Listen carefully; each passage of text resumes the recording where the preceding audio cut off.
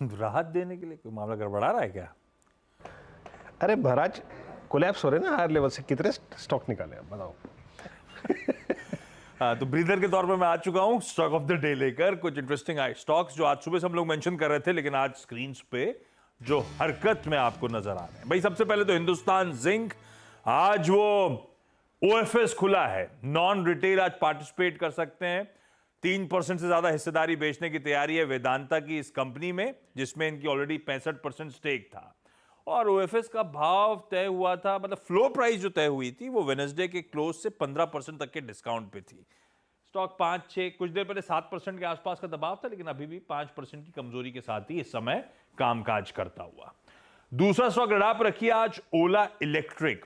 भाई एक समय तो डबल डिजिट गेन पे वापस कामकाज कर रहा था, अभी हाल की लिस्टिंग 120 रुपए पे आ गई है, 76 का इश्यू प्राइस था। इस तरह से तेजी बनी हुई है और एज वी स्पीक अभी भी 8-8.5% का उछाल है। नतीजों पे शायद ये रिएक्शन नहीं है, नतीजे में ठीक है आय 32% बढ़ी थी और लॉसेस एक्सपैंड कर गए थे 30%, पर मेरे ख्याल से जो उन्होंने बाइक लॉन्च करी अपनी रोडस्टर 75,000 रुपए की स्टार्टिंग प्राइस से, वो ज्यादा एक्साइट कर रही है। प्लस एचएसबीसी की जो आज सुबह रिपोर्ट आई थी 140 के लक्ष्य वो दे रहे थे, इस पे ज्यादा ओला इलेक्ट्रिक और इसके फ्यूचर पे शायद ज्यादा लोग बेट करते हुए, जैसे पार्थिव सुबह चर्चा भी कर रहे थे।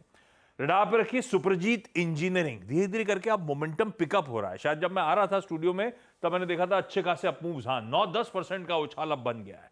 दो रीजन सुप्रजीत हरकत में है, एक रिजल्ट्स आए थे, रिजल्ट्स अच्छे थे, 8% रेवेन्यू में जंप था, एबिटा 21% बढ़ा, मार्जिन में एक एक्सपेंशन देखने को मिलेगा 120 बेसिस पॉइंट्स का।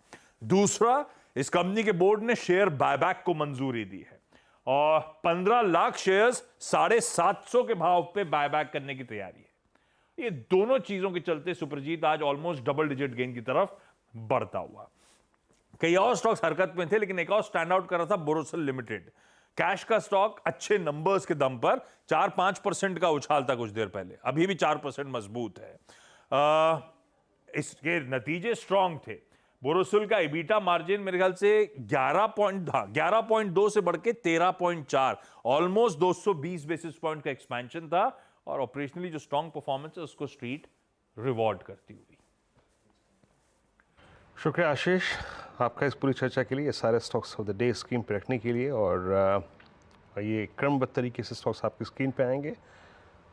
बोरोसिल, साथ ही साथ आपका हो गया ओला इलेक्ट्रिक, सुप्रजीत, हिंदुस्तान जिंक करीब 5% नीचे। बहुत बहुत शुक्रिया आशीष, अब एक काम करते हैं, कुछ यहाँ पे लूजर्स को मैं मार्क कर देता हूँ। मैक्स